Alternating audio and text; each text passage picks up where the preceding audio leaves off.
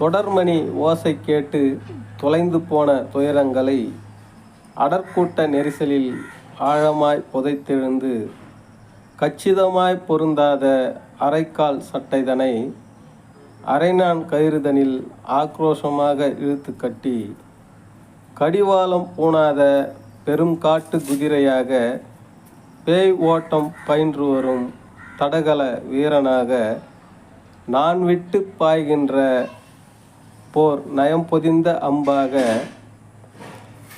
ஒன்றாக விரைந்து கொண்டிருக்கும் ஊர்த்தெரு மோர்க்காரி மகனுக்கும் சேரித்தெரு சித்தாளு மகனுக்கும் ஒற்றுமையை நேசத்தோடு விவரித்து கொண்டிருந்தது.